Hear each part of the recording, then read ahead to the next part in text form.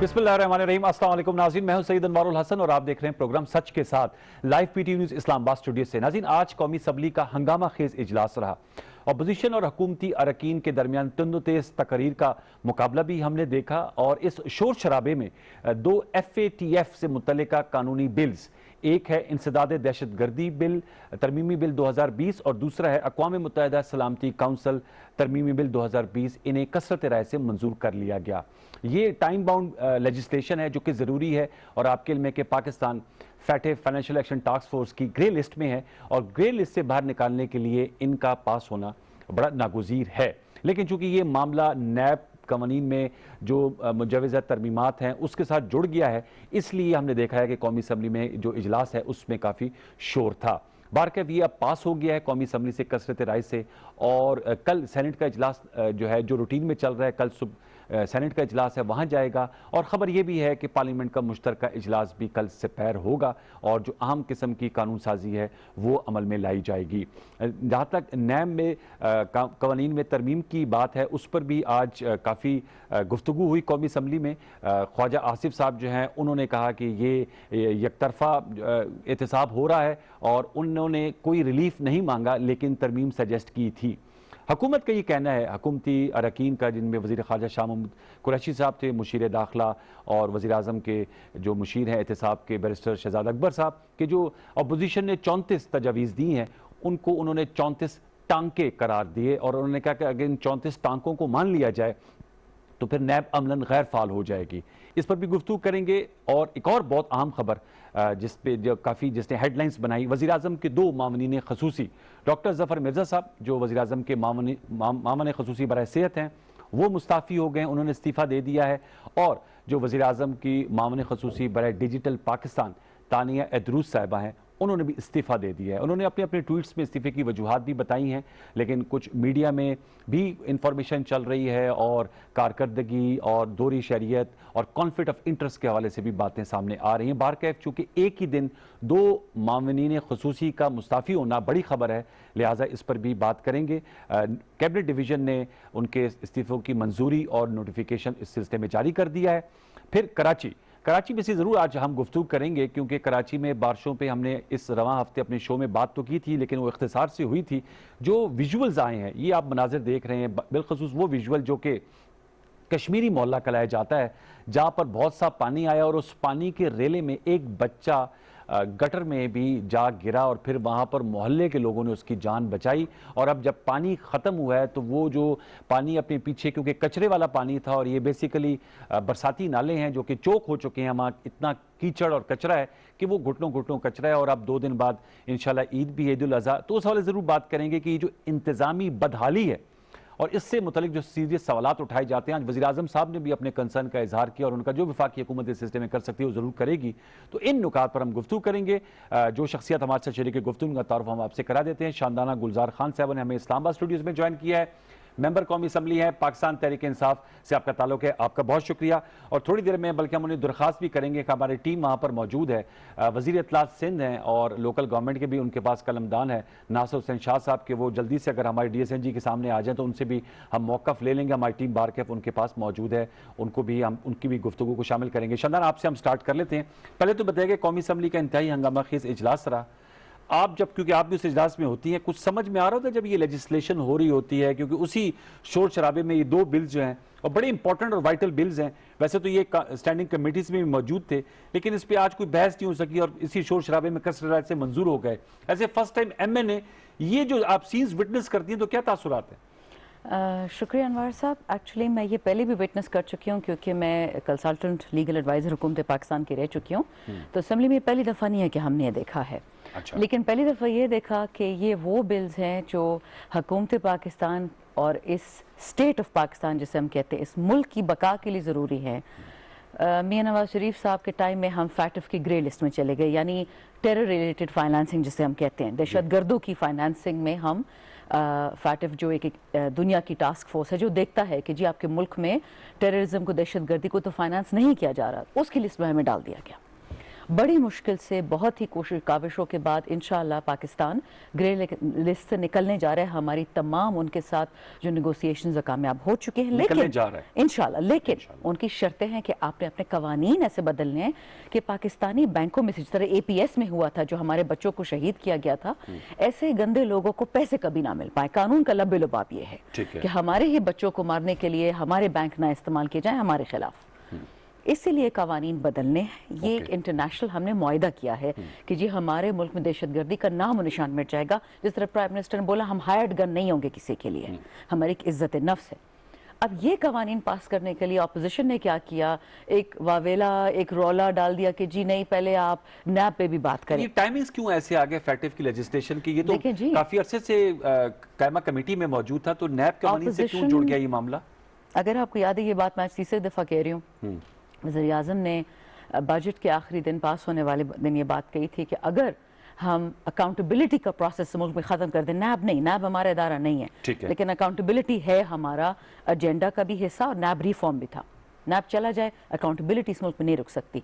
ये हर वो मौका देखते, जब आपको याद है PAC का इशू था चेयरमैन का, जब इशू था कमिटीज बनने का, ये हर फिर पिछले बजट में जी बात थी प्रोडक्शन ऑर्डर्स की, ये इनका एक चलता आ रहा है। वी वर एक्सपेक्टिंग इट कि ये एंड टाइम पे यही करेंगे कि ये नैब को जक्सटपोज करेंगे मुल्क की सालमियत के लिए। इनको अपनी सालमियत जरूरी है, मुल्क की सालमियत नहीं। आई एम सॉरी, मैं सख्त बात कर रही हूँ, तल्ख कलामी, क्योंकि आपने पूछा कि first time parliamentarian, first time Pakistani है।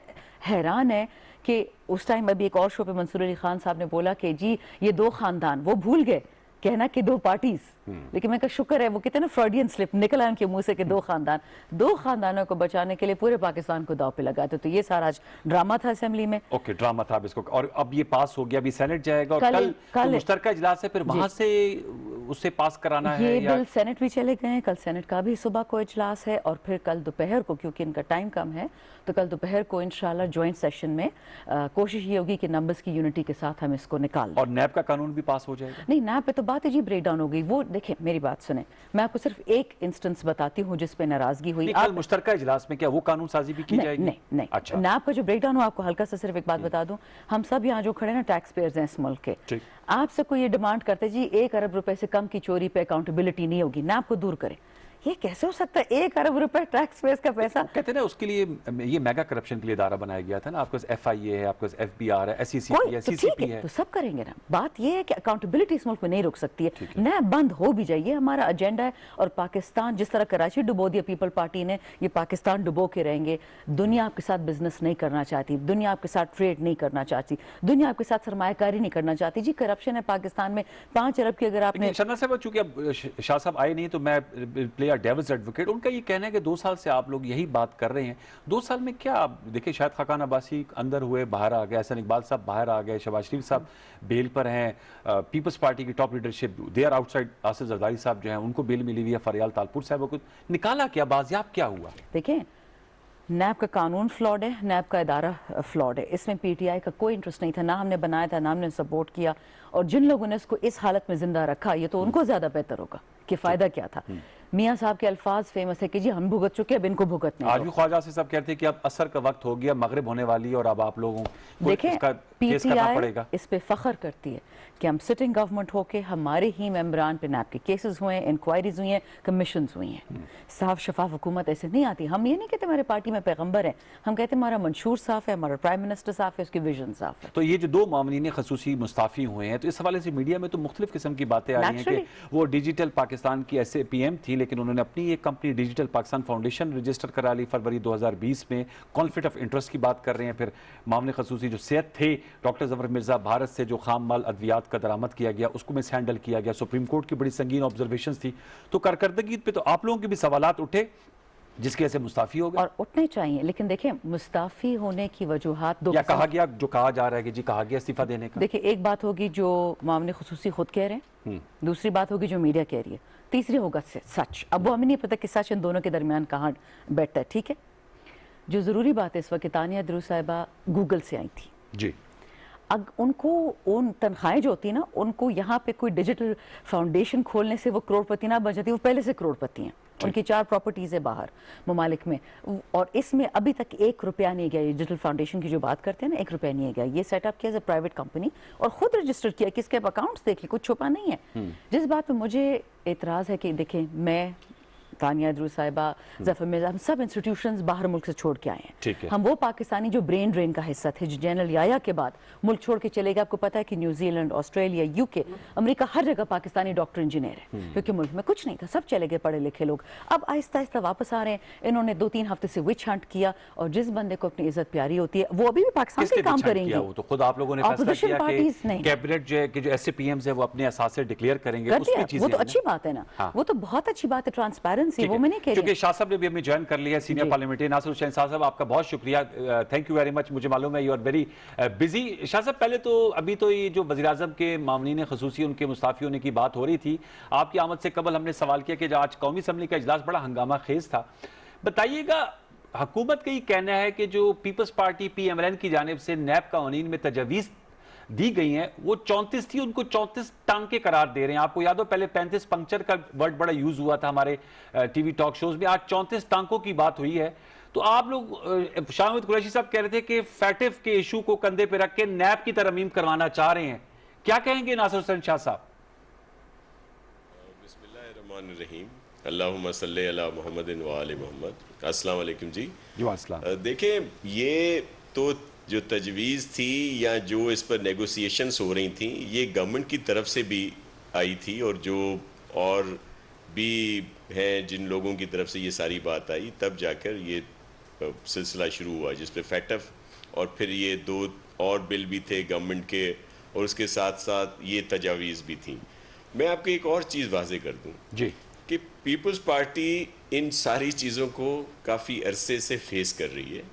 ये जो PMLN वाले उस वक्त बातें किया करते थे, आपके पास सारी चीज़ें रिकॉर्ड पे होंगी, वही बातें आज PTI वाले कर रहे हैं। और आगे देखें फिर क्या होगा, कौन होगा, क्योंकि जब कोई भी इक़्तिदार में होता है तो वो ये समझता है कि उसने कभी हिज़्ब इख्तिलाफ में जाना ही नहीं है, और फिर वो इसी तरह की यही जो आज कमो बेश बातें करते हैं शहजाद अकबर साहब या और बहुत सारे दोस्त, यही बातें चौधरी निसार भी किया करते थे, यही बात इवन हमारे सनाउल्लाह साहब भी किया करते थे, बहुत सारे किया करते थे।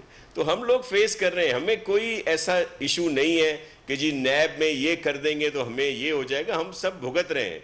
और ये जो भी इसमें तरामीम होंगी उनका इम्पैक्ट उस पर नहीं पड़ेगा जो ऑलरेडी इनके केसेस चल रहे हैं। वो मैं कतला कराने के लिए माजरत, चूंकि मैंने कहा शहजाद अकबर साहब कह रहे थे कि अगर जो आपकी तजवीज़ है कि मनी लॉन्ड्रिंग को नैब के एम्बिट से निकाल दिया जाए, तो वो कहते हैं इनके बेनिफिशियरी फिर पीपल्स पार्टी और PMLN की टॉप लीडरशिप बन जाएगी।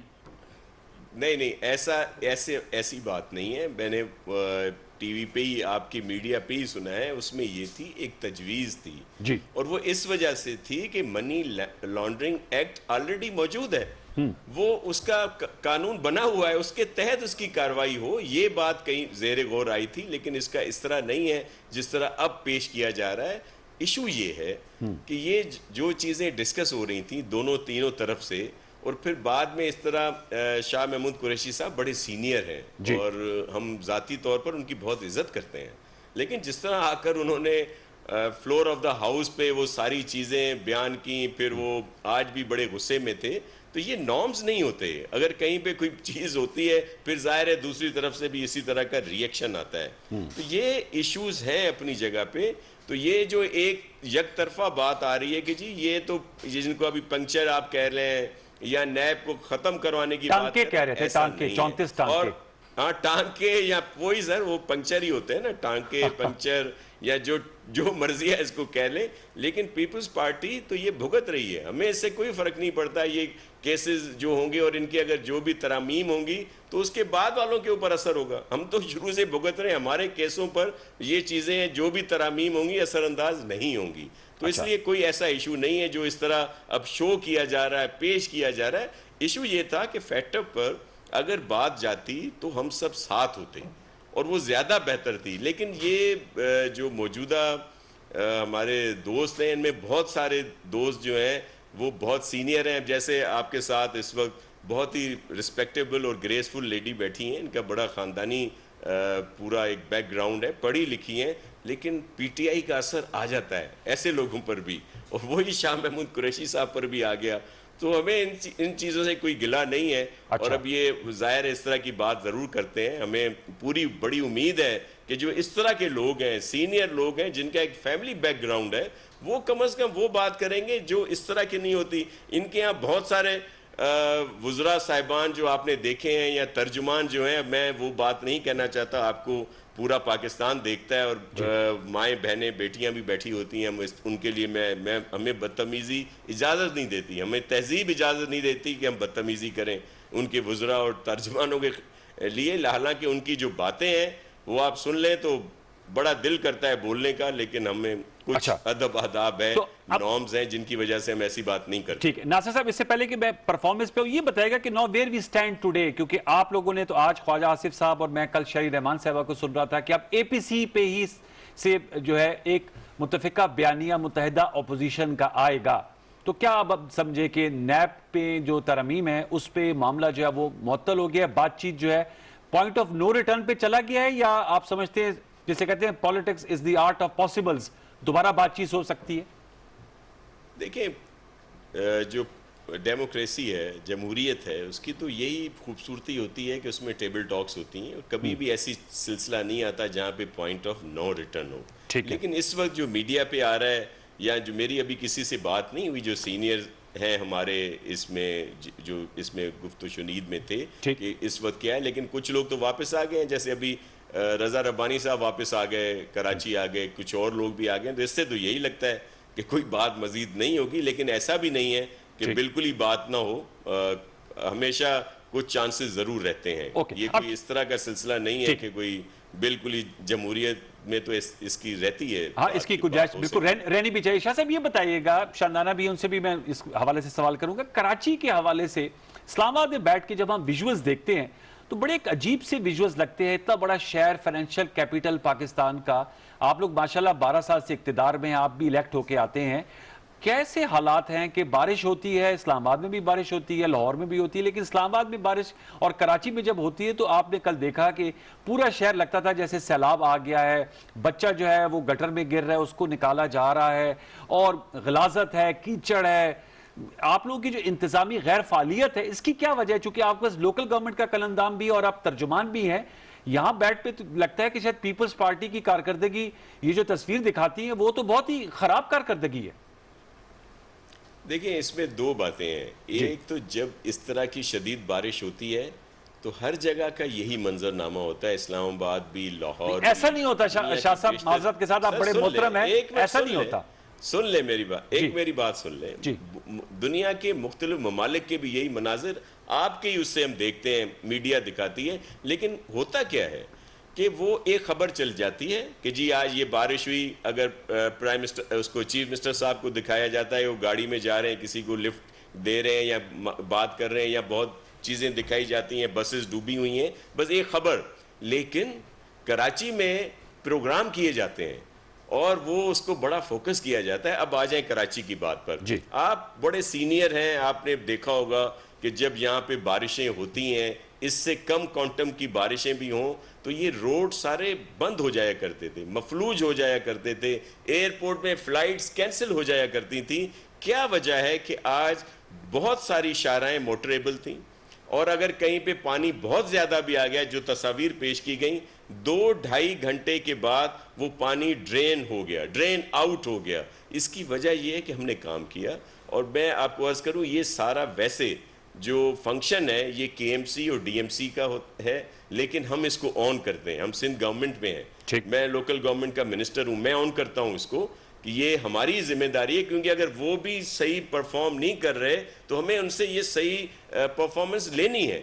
लेकिन यहाँ पे बहुत सारी चीज़ें, कल मैंने आपके सारे मीडिया को विजिट कराया, पूरे शहर का, सारी जगहों से मोस्टली पानी निकल चुका था, बल्कि जहाँ पे काम हो रहा था बड़े बड़े पत्थर निकाले जा रहे थे। ये जो विजुअल्स हमें नजर आ रहे थे उस पे पानी घुटने क्यों था शाह साहब? जो हमें विजुअल्स, ये कश्मीरी मोहल्ला था, और जो है दो बताएं। अच्छा, मैं उस पे आ जाता हूँ। कश्मीरी मोहल्ला में मैं रात को 1:30 बजे भी गया। कश्मीरी मोहल्ला जो है वो औरंगी नाला जो है उसके उसमें बना हुआ है साथ में, और जाहिर है कई तामीरात जो हैं वो इंक्रोचमेंट भी हैं, तो जब वो पानी ज्यादा होता है तो उनमें चला जाता है, और वो जो रिटेन वॉल होती है जो उसको रोकती है, उसमें भी लोगों ने बड़े बड़े सुराख किए हुए थे, जिसकी वजह से ये पानी वहां गया। नहीं जाना चाहिए, मैं ये इसको को अच्छी बात नहीं कह रहा, ये हमारी कोताही है, उसको मजीद बेहतर होना चाहिए था। लेकिन ये जो पूरा एरिया दिखाया जा रहा था उसमें एक दो और चीजें भी हैं। वहां पे बीआरटी की लाइन 12 किलोमीटर की है,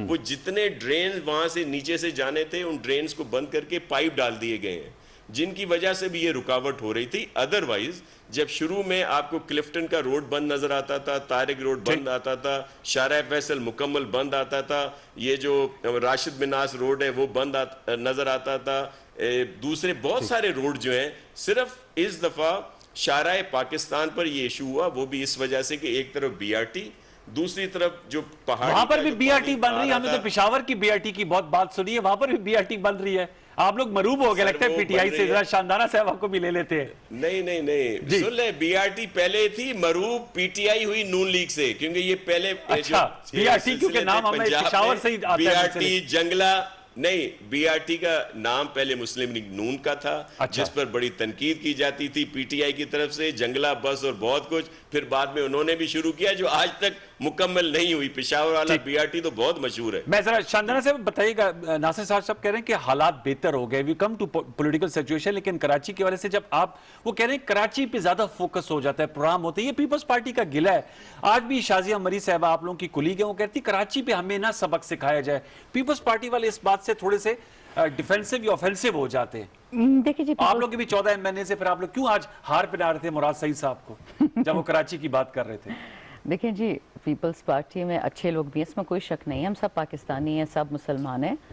और मैं अभी भी ये कहती हूँ कि पीपल पार्टी में और पीएमएल-एन में भी अभी तक लोग हैं, कम हैं बट हैं, जो पाकिस्तान फर्स्ट सोचते हैं, माई सेल्फ फर्स्ट नहीं। अनफॉर्चुनेटली ये है, वो एक तासुब दिया जाता है कि जी सिंध फर्स्ट। सिंध बेचारा कभी भी फर्स्ट नहीं था, ना सेकंड था ना थर्ड था।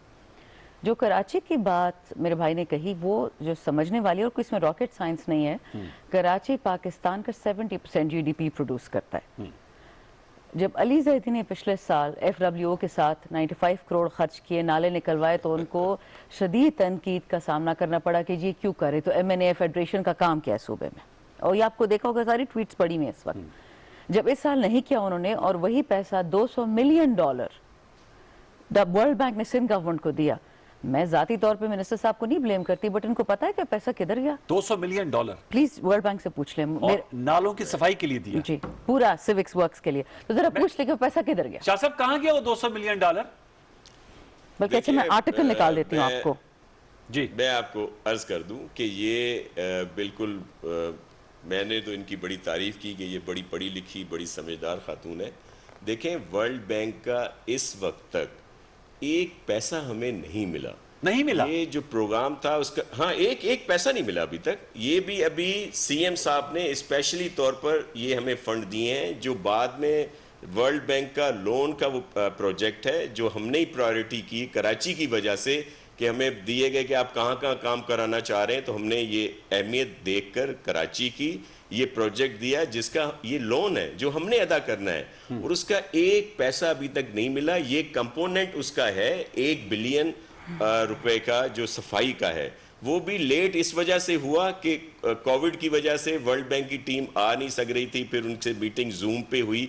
इस वक्त ये पैसा जो वहां पे खर्च हो रहा है, और इस वक्त तक सिर्फ 10 से 12 करोड़ खर्च हुआ है, जो सीएम सिंध ने स्पेशल एलोकेशन इस सिलसिले में दी है, जो बाद में मे बी एडजस्ट हो जाए। एक और बात मैं करूं अभी, एक बहुत जरूरी बात देखें। अभी इन्होंने कहा अली जैदी साहब ने जो पिछले दिनों सफाई कराई थी, मैं अली जैदी के साथ था, मुझे उसकी नीयत पर कोई शक नहीं, लेकिन हुआ क्या, रिकॉर्ड पे ये बात है कि उन्होंने एफडब्ल्यूओ को जो पेमेंट की 1,25,000 या 30,000 टन की पेमेंट की, कि जो उन्होंने ये स्लेज या वहां से ये निकाला कचरा नालों से, लेकिन लैंडफिल साइट पर इस वक्त भी रिकॉर्ड पर मौजूद है 18,000 से 20,000 टन पहुंचाया गया। 1 लाख टन से ज्यादा कचरा पूरे शहर में फैलाया गया। ये रिकॉर्ड की बात है और इसकी अली जैदी साहब भी तस्दीक करेंगे, इनकी एमपी हैं जो उस वक्त इसमें थी और एक एमएनए साहब भी थे, क्योंकि हम सब चाहते थे कि ये जितना कचरा उठ रहा है ये लैंडफिल साइट पर पहुंचे ताकि यहां शहर में, लेकिन ये रिकॉर्ड पे है कि वहां पे 18,000 टन पहुंचा, 1 लाख टन से ज्यादा शहर में। इसमें अली जैदी का कसूर नहीं है, लेकिन जिन लोगों ने वो काम किया उनको लैंडफिल साइट नहीं पहुंचाया, उन्होंने रास्ते में फेंका, क्योंकि ये एक रिकॉर्ड की बात है। चलिए आप आगे, मैं चाहूंगा शनाया साहब, ये उन्होंने एक्सप्लेनेशन तो दे दी कि वो तो पैसा ही नहीं मिला वर्ल्ड बैंक का, तो आपकी तो सारी थ्योरी जो है वो तो प्लीज जरा सुन ली। एशियन डेवलपमेंट बैंक ने, ये रिपोर्ट है जी डॉन न्यूज की और ये है 11 दिसंबर 2019, आज से 9 महीने पहले की स्टोरी है, 10 महीने की। और ये आप देख लीजिएगा कि एशियन डेवलपमेंट बैंक ने 1.6 अरब रुपए दिया है और वो पैसा मिल चुका है, वो लॉन्च हो चुका है। अगर ये कह रहे हैं कि इनको वर्ल्ड बैंक का नहीं मिला वो तो तस्दीक हो जाएगी, लेकिन एशियन डेवलपमेंट बैंक का तो मिला था सॉलिड वेस्ट मैनेजमेंट के लिए। और दूसरा, अली जैदी साहब की जहां तक बात है, वो काम कर रहे थे as a son of the soil, son of Karachi. Federal minister for maritime affairs का काम नहीं कि कराची की सड़कें और उनके कचरा साफ करे। मैं सिर्फ बात ये कह रही हूँ कि देखें, आपसे एक शहर नहीं मैनेज होता और आप चाहते कि पूरा मुल्क मैनेज हो। आपने थोड़ी सी जमहूरियत की शुरू में बात की, मैं आपको एक बात बताऊं, आप किसी पुराने पॉलिटिशियन से पूछ रहे हैं, हम तो नए नए आए ना पार्लियामेंटेरियंस, कि 18वीं तरमीम पे कितनी बहस हुई थी नेशनल असेंबली में। मैंने पहले भी आपको कहा था 0 मिनट्स। ये तो हालत है जमहूरियत का। मैं वो जमहूरियत कैसे मान लूं कि आपने सारा बजट उठा के सूबों को दे दिया, काम वफाक से चाहते हैं आप। पैंडेमिक आए तो जी वफाक पैसे ज्यादा दे, बेशक एनएफसी अवार्ड तमाम सूबों को कम मिला सिर्फ इस साल बिकॉज वो पैसे थे नहीं हमारे पास देने के लिए, वो तमाम सूबों का, Sindh is the only province जो चिल्लाया। मैं सिर्फ ये कहती हूँ कि देखिए, एक होती है बदनीयती, चले मैं किसी भी बदनीयती नहीं लगाती, लेकिन आप पाकिस्तान का वो शहर जहाँ से आपका 72% रेवेन्यू आ रहा है, आप उस शहर के लिए एक की जगह 10 रुपए खर्च करें। अगर आपको वर्ल्ड बैंक 200 मिलियन दे रहा है, आप 400 मांगे। मतलब देखिए, ये शाह साहब, ये जो आप पे क्रिटिसिज्म आता है कि शहर आपसे मैनेज ही नहीं होता, 12 साल हो गए हैं और आप लोग एपीसी करने जा रहे हैं और कह रहे हैं कि जी हुकूमत को गिरा देंगे और फिर हम आएंगे, तो ये कैसे अर्ज करूं, एक तजाद है। देखिए, मैं आपको अर्ज करूं कि ये यहाँ पे काम हुआ है, मैंने आप ये नजर क्यों नहीं आता शाह साहब, ये कहा छुप के काम हुआ, भाई नजर आना चाहिए ना। नहीं, देखें, मैं अर्ज करूं आपको, नजर आने के लिए थोड़ा सा दिल साफ करना पड़ता है। कोई एक वो जो एक रंजिश है उसके चश्मे उतारने पड़ते हैं। ये मैं जो आपको बता रहा हूँ ये हकीकत है, आपके रिकॉर्ड पे मौजूद है कि यहाँ पे बारिश होती थी तो रोड बंद हो जाया करते थे। तो अभी भी बंद हो रहे हैं, पूरे कराची के रोड खुलने चाहिए ना सर। सर ऐसे नहीं है, खुले हुए हैं। एक रोड पे प्रॉब्लम हुआ था, लेकिन जैसे मैंने कहा कि 2-2.5 घंटे के बाद वो ड्रेन आउट हो गया। वो ड्रेन आउट क्यों हुआ? कि पीपल्स पार्टी ने यहाँ पे काम किया, इसकी वजह से। अच्छा, दूसरा, ये 18वीं तरमीम, एनएफसी, ये बड़ी इसकी बातें होती हैं कि जी एनएफसी हो गया, 18वीं तरमीम हो गई, सब कुछ सूबों के पास है। ठीक है, अगर फेडरल गवर्नमेंट के पास सिर्फ डिफेंस बजट हो या अपने अखराजात चलाने के बजट हो और वो कुछ ना दे किसी और प्रोग्राम में, तो हम कभी नहीं कहेंगे कि वो हमें सिंध के लिए कुछ दे। लेकिन अगर वो हर जगह पे उनका बड़ा डेवलपमेंट का एक प्रोफाइल है जो आता है, हमेशा पास होता है, दूसरे उसके लिए प्रोजेक्ट के लिए वो पैसे रखते हैं, तो क्या कराची का हक नहीं है कि सिर्फ प्राइम मिनिस्टर साहब आकर ऐलान कर देते हैं 162 अरब रुपए का और 1 अरब रुपया नहीं देते? यहाँ पे उनको जीते या उनको जितवाया गया, जो भी था, बहुत सारे लोग यहाँ से जीते हैं इनके जिनको पता ही नहीं था, वो काउंसलर नहीं बन सकते थे, वो बाद में वो एमएनए बन गए, एमपीए बन गए। ये हालत जो भी हुई, लेकिन क्या ये खर्च नहीं कर सकते? अगर वफाक कहीं और कोई डेवलपमेंट का काम ना करे तो सैयद साहब हम ना मांगे कभी भी उनसे, लेकिन जब दूसरी जगहों पे गैर जरूरी तौर पर आप अरबों रुपए लगा रहे हैं, कराची जो मुल्क की मईशत की रीढ़ की हड्डी है, जो पूरे मुल्क को चला रहा है, बड़ा हिस्सा दे रहा है, उसके लिए आपके पास पैसे नहीं है। पैसे नहीं है, ऐलान कर देते हैं। जब भी प्राइम मिनिस्टर साहब आते हैं, 162 अरब रुपए का ऐलान किया, इस दफा के बजट में कितने अरब रखे आपने? बताएं जी। हमने सबसे ज्यादा कराची के लिए स्कीमें हैं हमारी। ये वर्ल्ड बैंक का तो जो वो कर्जा वसीम हमने अख्तर साहब लिया तो आपसे गिलामंद वो रहते भी हैं, हम देते हैं। नासिर शाह साहब, वसीम अरे अख्तर साहब सर, जो वो मेयर है वो तो आपसे गिलामंद रहते हैं। देखें, मैं वो भी आपको बताऊं कि देखें ये इसका तो जवाब ले लेते हैं ना, वज़ीर आज़म साहब ने जो 162 अरब की बात की थी उसका जवाब ले लें। एक मिनट पहले ये इन पे आ जाए, ये जो बल्दियाती निजाम है, मैं इस पे आता हूं सर, इस पे आता हूं जरा। पीपुल्स पार्टी की शाह साहब इसमें मैं आता हूं, ये जो वसीम अख्तर साहब का इशू है उसमें मैं आता हूं। मैं जरा प्राइम मिनिस्टर की चूंकि आपने बात की है तो शानदाना साहब उन्हीं के तर्जुमानों में शामिल हैं। बताएं जी 162 अरब रुपए हैं वो क्यों नहीं मिले कराची को? आप तो मुस्कुरा रही हैं और वो गिला कर रहे हैं। मुझे जिस बात पे हंसी आती है कि बेचारा बलूचिस्तान, बेचारा एक्स फाटा, बेचारा एक्स पाटा, 73 साल अब हो जाएंगे पाकिस्तान को बने हुए, उनकी जो हालत है, उनको जो पहली दफा पैसे मिले तब पूरा पाकिस्तान ऐसे चिल्लाया, ऐसे चीखा कि जैसे पता नहीं हम पैसे अमेरिका की डेवलपमेंट के लिए दे रहे हैं। अपने ही लोग, अपने मुल्क, वॉर ऑन टेरर पे फ्रंट लाइन पे या बलूचिस्तान था या KPK था। सिंध के पास अपना बजट भी है, सिंध के पास फुल पावर भी है, इनके पास सूबा भी है, इनके पास लोकल गवर्नमेंट भी है। मैं फिर कहती हूँ इनके पास 72% ऑफ द कंट्रीज GDP है। मतलब इधर आता है या वफाक के पास आ जाता है वो GDP का रेवेन्यू? नहीं, रेवेन्यू तो देखे ना, जो सूबे के पास आ रहा है वो तो इनको वापस भी मिल जाता है ना। 60% तो सारा वापस मिल जाता है। 60% of the federal revenue goes to provinces, 40% रह जाता है जिसमें तमाम कर्जे जो हम सूबों के लिए लेते हैं पैसे फेडरेशन वापस करता है। ठीक है। मैं सिर्फ ये कहती हूँ अगर हमें एक स्ट्रेट जवाब मिल जाए मेरे भाई से, और मैं उनको डायरेक्ट नहीं ब्लेम करती, वो लीडरशिप ही ऐसी अनफॉर्चुनेटली, उन्होंने कभी सिंध को नहीं देखे। इनसे अगर मैं तो सिर्फ सिंध से तो उनको मैंडेट मिल जाता है तो नहीं, मैंडेट कहाँ से मिलता है जी? अब मैं फिर वही सिलेक्टेड और सिलेक्टेड की बात वो हो आपके जाएगी। मैंडेट पे, आप उनके मैंडेट पे इतराज वो कर तो जी ऑन रिकॉर्ड है, वो तो ऑन रिकॉर्ड है, खुदा का वास्ते। बट चले, अगर मैं इस पे थोड़ा सा आपको बता दूं कि मैंडेट उनको कौन देता है, कैसे देता है, वो करने की बात ही नहीं है। जो जरूरी बात है, जो पुराना पाकिस्तान था ना, जो मेरे भाई नहीं है, जो पुराने के पार्लियामेंटेरियंस है, जो पुराना है, वो PIA की तरह चलता है। ठीक, वो कर्जे पे चलता है मुल्क, वो मेरे मांगा तांगा, मेरा भाई तेरा भाई। जो नए पीपल्स पार्टी के पार्लियामेंटेरियंस है वो हिम्मत करें और अवाम को सच बताएं कि पैसा किधर गया, वो कहाँ इस्तेमाल हुआ, कौन माफ करने को तैयार है। बट जब तक ये आगे पीछे एक्सप्लेनेशंस के सॉलिड वेस्ट इधर चला गया, पैसे नहीं आए, पैसे लॉन्च नहीं हुए, वो भी पूरा सूबा आपके पास है, पैसे किधर गए सारे? ये इशू जो सारी कौम पूछती है, जो कराची पूछती है। मैं तो कराची की नहीं हूँ, कराची वालों को जवाब दे। टूवर्ड्स इलाज शाह साहब, वैसे ये सवाल तो होता है कहाँ गए वो पैसे? इतने ज्यादा NFC अवार्ड के तहत 18वीं तरमीम के तहत मिल रहे हैं, वो कहाँ खर्च हो रहे हैं? कोई मॉडल सिटी बताएं ना सिंध का, आप अपना इलाका बताएं, लाड़काना बताएं, कराची बताएं, जिसको आप शोकेस कर सके दुनिया को कि पाकिस्तान को देखिए जी हमने इतना खूबसूरत शहर बसाया 12 सालों में या सवारा है।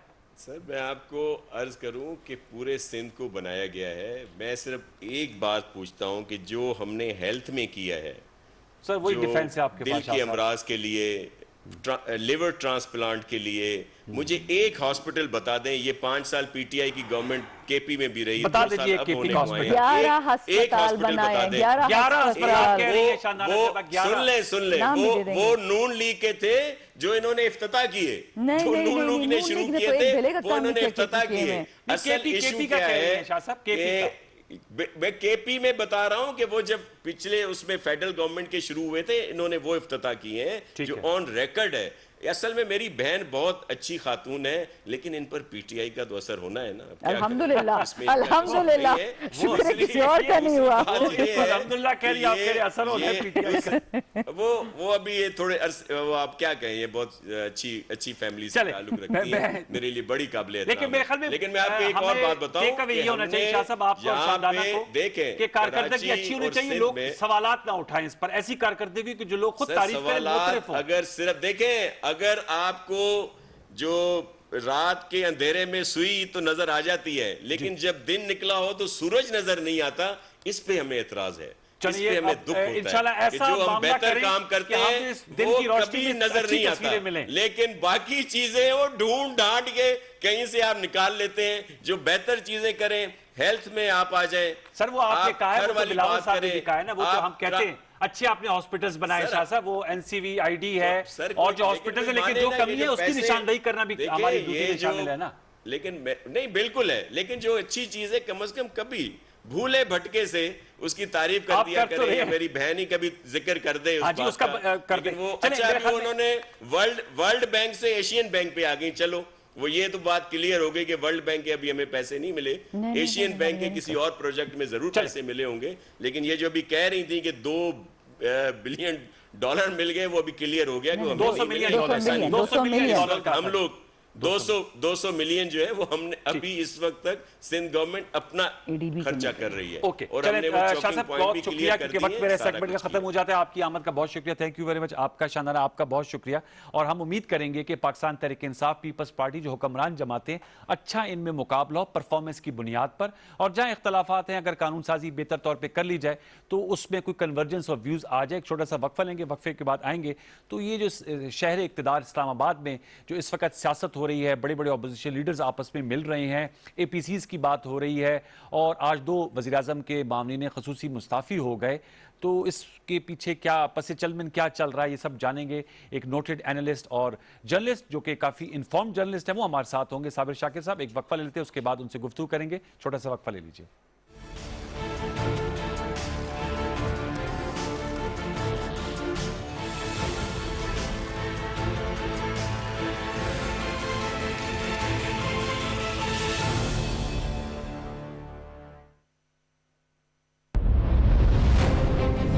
थे दुनिया ग्लोबल विलेज बन जाएगी, फिर सुना दुनिया ग्लोबल विलेज बन गई है, और अब तो लगता है दुनिया सिमटकर हमारी मुट्ठी में आ गई है।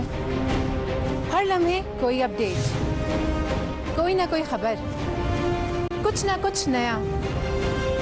इसीलिए हम आपके लिए ला रहे हैं वर्ल्ड इन व्यू। पूरे हफ्ते दुनिया भर में होने वाली सब न्यूज और अपडेट्स, ताकि कुछ मिस ना हो। वर्ल्ड इन व्यू देखिए हर हफ्ते रात 7:05 पर सिर्फ पीटीवी न्यूज पर।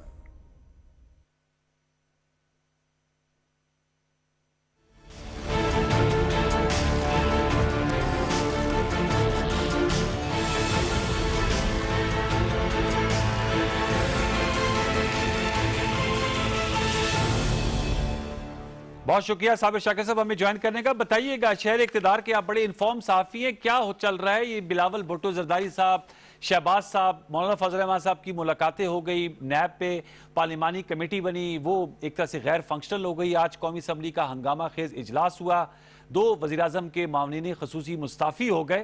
तो इस सारी सूरत हाल पे आप क्या तबसरा करेंगे? देखिए, शहर इक़्तिदार के करीब तो आप भी बहुत ज़्यादा करीब हैं, और जो पीटीवी हेडक्वार्टर है और पीटीवी इस्लामाबाद सेंटर है वो बहुत ज़्यादा करीब है ऐवान इक़्तिदार के, और इसमें हर तरह की खबर होती है। तो खबरें तो आपके पास भी हैं, हम सुनना आपसे चाहते हैं। सूरत हाल ये है कि मुख्तलिफ खबरें, एक तो जो वज़ीर आज़म के 2 आज टीम मेंबर जी रिजाइन कर गए, वो रिजाइन उनसे लिया गया, और उसकी रीजन ये है कि साहब रिजाइन लिया गया, आप कह रहे हैं? जी हाँ, रिजाइन लिया गया है। उसकी रीजन ये है कि सिचुएशन ऐसी हो गई है, एक तो इलेक्टेड और नॉन इलेक्टेड की लड़ाई जो है वो बहुत ज्यादा चल रही है। अच्छा। और पार्लियामान के अंदर और खुद पीटीआई के अंदर भी, और चूंकि तमाम आपको मालूम है कि जो पार्लिमानी सिस्टम है उसमें जो गवर्नमेंट चलाई जाती है वो मुंतखब अरकान से चलाई जाती है। इसमें कोई शक नहीं कि एक सुकम मौजूद है, एक रास्ता मौजूद है। 5 एडवाइजर्स का जिक्र मौजूद है आइन में कि वज़ीर आज़म 5 एडवाइजर रख सकते हैं, लेकिन इस दफ़ा ये हुआ, ये पिछली गवर्नमेंट में भी था, 10 स्पेशल असिस्टेंट थे और इसमें 14-15 स्पेशल असिस्टेंट हैं, और मुख्तलिफ वजारतें जो हैं वो स्पेशल असिस्टेंट चला रहे हैं। फिर पिछले दिनों एक तो असासाजात जाहिर किए गए और दूसरा उनकी नेशनलिटी भी जाहिर की गई जी। ये भी एक मसला आ गया। अब वहाँ पे कॉन्स्टिट्यूशनल एक रिक्वायरमेंट है, वो पूरी होनी है। तो ये 3-4 इश्यूज इकट्ठे हो गए थे, और इसलिए हमारे पास तो पहले से था अंदाज़ा कि बजट नाइट के बाद जो अरकान की मुलाकात हुई, इत्तेहादियों की भी, पीटीआई के लोगों की भी, नाराज़ अरकान थे, तो उन सब ने जो गुफ्तगू की वज़ीर आज़म से, तो उनमें ये सारे इश्यूज वज़ीर आज़म के सामने रखे गए थे और अरकान ने रखे, और जिसके बाद हमें अंदाज़ा था कि ये चेंजेस आनी है, और अब आहिस्ता आहिस्ता उस तरफ बढ़ा जा रहा है। और ईद के बाद मेरा ख्याल है कि मज़ीद शफलिंग होगी, और उसमें कुछ स्पेशल असिस्टेंट्स मज़ीद घर जाएंगे।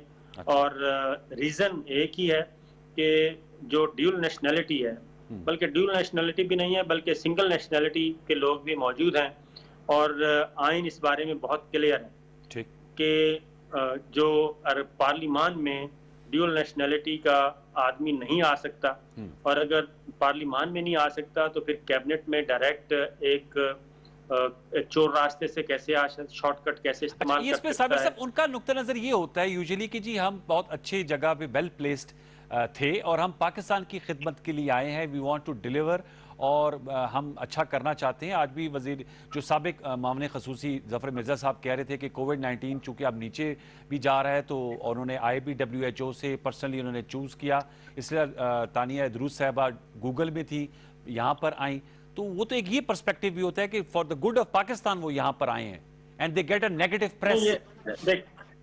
देखिए बात ये है कि जब आप पाकिस्तान का पासपोर्ट वापस करते हैं, पाकिस्तान का ID कार्ड वापस करते हैं, पाकिस्तान की शनाख्त आप वापस करते हैं, किसी दूसरे मुल्क की आप वफादारी का फॉर्म फिल करते हैं, दूसरे मुल्क का पासपोर्ट लेते हैं और बैरून मुल्क आप जॉब्स भी करते हैं, प्रॉपर्टीज भी बनाते हैं, तो ये कहना दिल को नहीं लगती ये बात।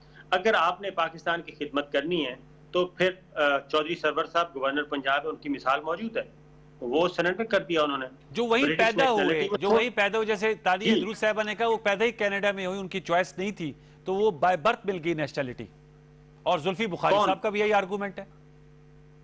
जी नहीं, देखें बाय बर्थ अगर हुए हैं तो पाकिस्तान की नेशनैलिटी ले आए ना, पाकिस्तान की नेशनैलिटी आ जाए, आप बताएं कि जनाब मैं सब कुछ लेके पाकिस्तान आ रहा हूं और पूरी दुनिया को ये मैसेज दे रहा हूं कि पाकिस्तान एक महफूज मुल्क है, यहाँ पे सरमायाकारी करें और पाकिस्तान के मुझ पे बहुत ज्यादा एहसानात हैं, मैं पाकिस्तान की खिदमत करना चाहता हूँ, आप आ जाएं।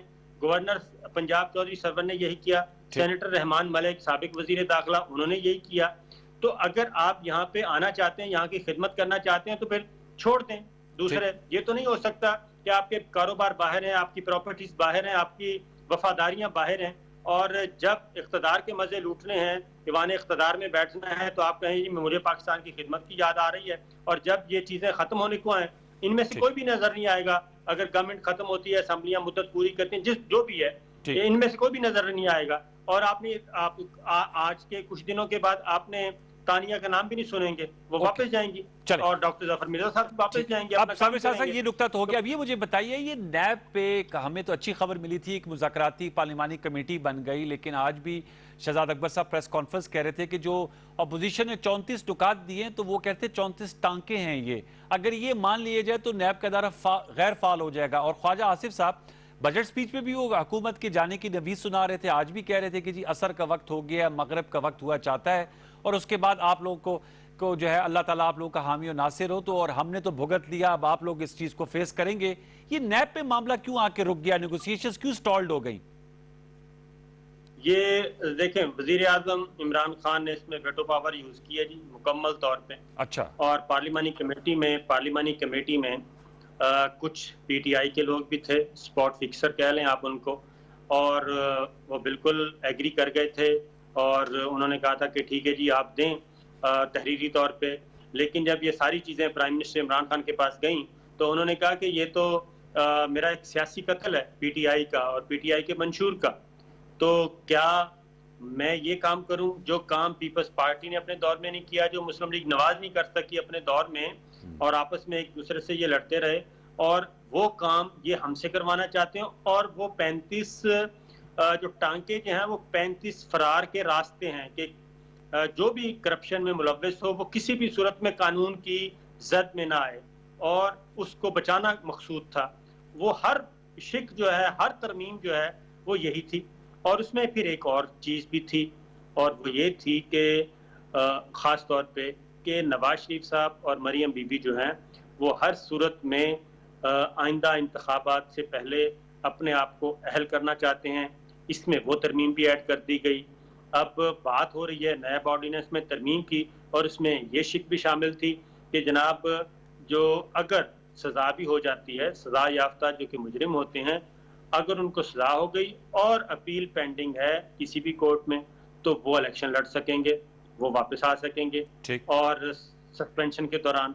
तो ये खालिसतन मरियम बीबी और नवाज शरीफ साहब के लिए थी ये सहूलत। और फिर ये कहा गया कि जो डिस्क्वालिफिकेशन है वो 10 साल से कम करके 5 साल कर दी जाए। फिर ये भी कहा कि जो प्ली बार्गेन है उसको भी क्वालिफाई कर दिया जाए।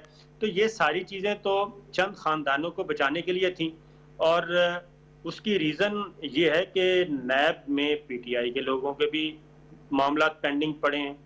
और ये जो पार्लिमानी कमेटी थी, आप खुद सोचें कि ये पार्लिमानी कमेटी 24 मेंबर्स थे और उसमें 10 ऐसे थे जो या तो नैब को मतलूब हैं, या उनके मुलजिम हैं, या रेफरेंस चल रहे हैं, या जमानतों पर रिहा हैं।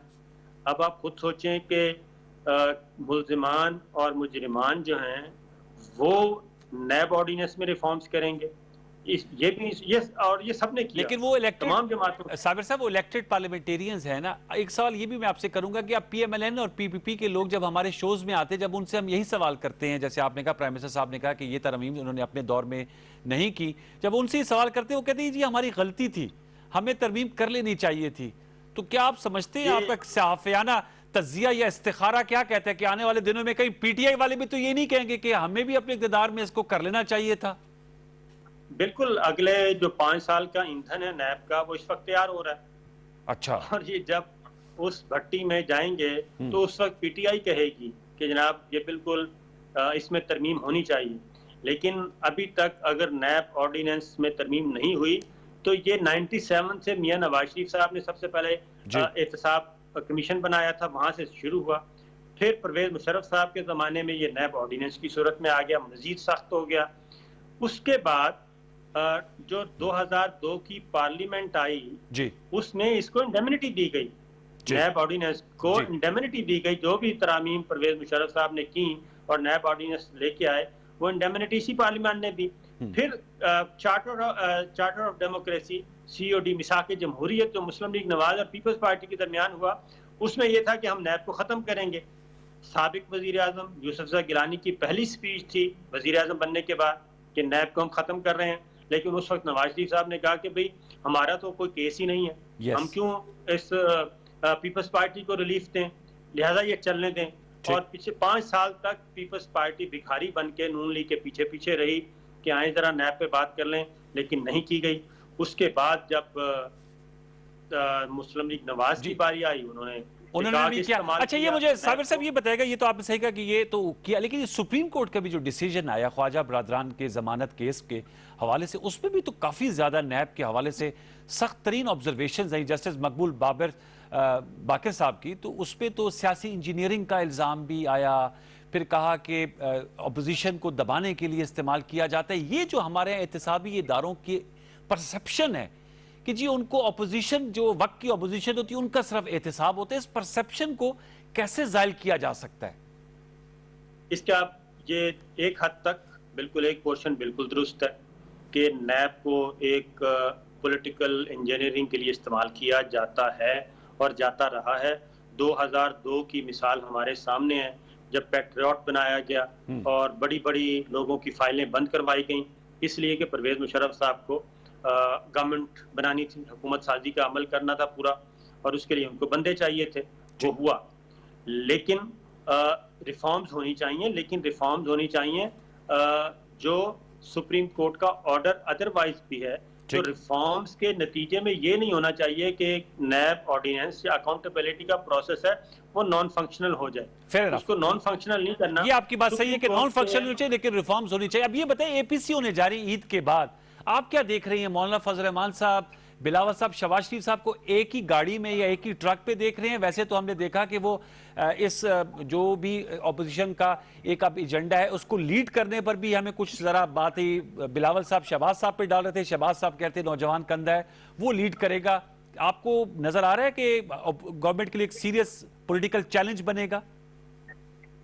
करीब करीब नहीं है। जो इत्तलात हैं, नवाज शरीफ साहब ने अपनी पार्टी से कहा है कि कोई बहुत बड़ी एक्टिविटी जनरेट नहीं करनी। अच्छा। नवंबर तक आप इंतजार करें, और इनकी नजरें हैं अमेरिकन प्रेसिडेंशियल इलेक्शन पे, और वहां से कोई इनको उम्मीद है कि जब तक इनका ख्याल है अपोजिशन का, क्योंकि डेमोक्रेट्स के साथ इनके मरासम अच्छे हैं, पीपल्स पार्टी ने भी हिलरी पे इन्वेस्ट किया था उस इलेक्शन में और मुस्लिम लीग नवाज ने भी, लेकिन ट्रंप जीत गए।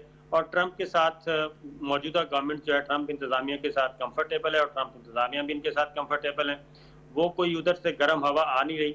और जुल्फी बुखारी साहब जो हैं वो आपको मालूम है कि प्रेसिडेंट ट्रंप के जो दामाद हैं उनके साथ उनके अच्छे मरासिम हैं। तो एक चैनल बना हुआ है और उस चैनल के जरिए ऐसी कोई खतरे वाली बात लग नहीं रही।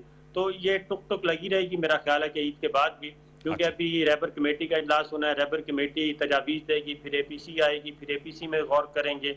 तो ये एक लंबा प्रोसेस है। फिर उसके बाद मुहर्रम का महीना शुरू हो जाएगा, जो सितंबर है वो उसमें गुजर जाएगा। तो ये अक्टूबर नवंबर का इंतजार करेंगे कि वहाँ पे क्या नतीजा आता है। अगर जो बाइडन जीत जाते हैं, डेमोक्रेट्स आ जाते हैं, तो फिर इनको उम्मीद है कि उधर से कोई अच्छी खबर आ सकती है। बहुत शुक्रिया साबिर शाकिर साहब, थैंक यू वेरी मच। आपका जो बेबाक तज्जिया है वो हमने अपने व्यूअर्स के साथ शेयर किया, thank you very much. Viewers, आपने गुफ्तगू सुनी मुल्क की सियासत, मुल्क की मईशत और मुल्क के जो इस वक्त गवर्नेंस की सूरत हाल है। सबसे ज़्यादा मेरे ख्याल में तवज्जो तलब वो है जो नासिर शाह साहब से हम गुफ्तगू कर रहे थे और शानदाना साहब से भी बात हो रही थी। मेरे ख्याल में ये टेस्ट होता है हर पार्टी का कि अच्छा परफॉर्म करें, जितनी भी साजिशी थ्योरी हैं वो खुद ही ख़त्म हो जाती है, खुद ख़त्म हो जाती है। आपकी परफॉर्मेंस ऐसी होती है कि लोग उन पर कान ही नहीं धरते। इस गुफ्तगू, इस बात के साथ हम प्रोग्राम को क्लोज करेंगे। कल तक के लिए सैयद अनवारुल हसन और सच के साथ की पूरी प्रोडक्शन टीम को इजाज़त दीजिए। अपना बहुत सा ख्याल रखिए। अल्लाह ने के बाद।